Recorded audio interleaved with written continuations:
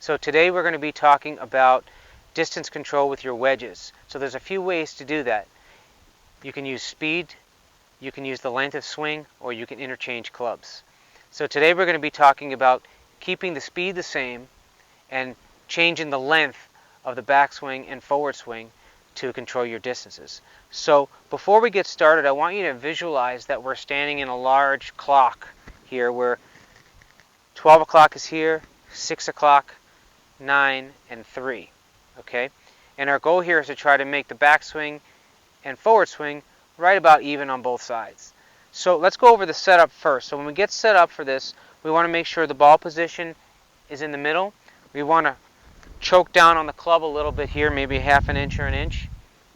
We want to get our sternum on top or slightly in front of the ball. And we want to make sure that our feet are slightly open to help us rotate through.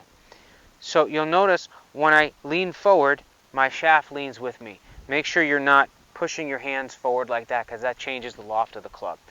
Okay?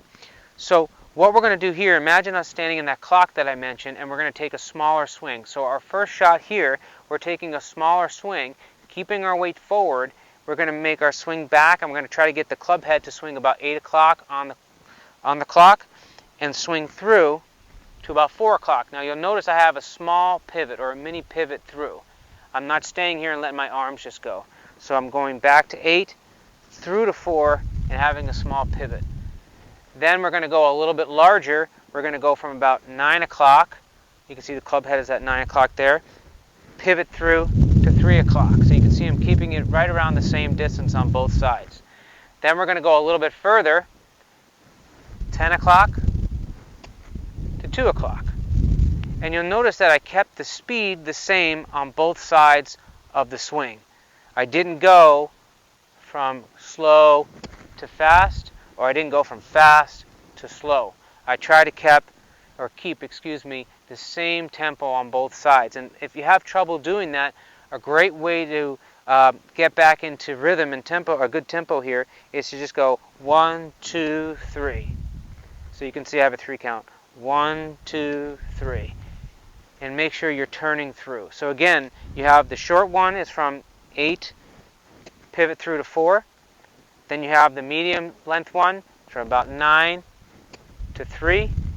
And the long ones from about 10 to 2.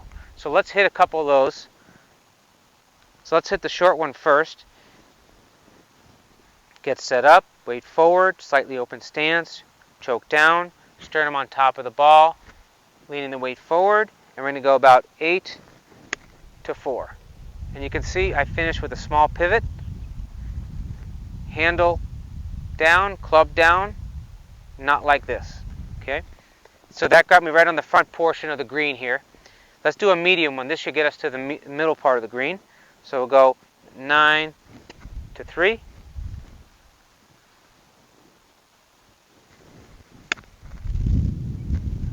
So you can see that got us right to the middle portion of the green. Now let's do the larger one. So 10 to 2.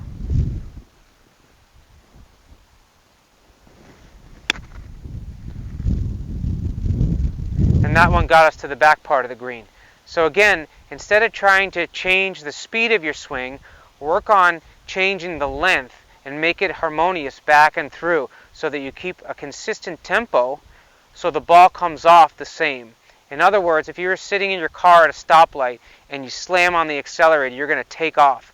That's what happens when you speed up through the ball with a wedge. The ball just takes off.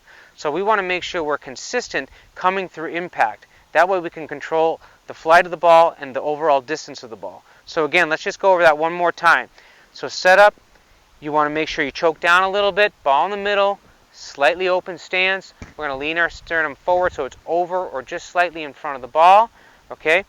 And we're going to go 8 to 4 for the small one, 9 to 3 for the medium one, and 10 to 2 for the long one.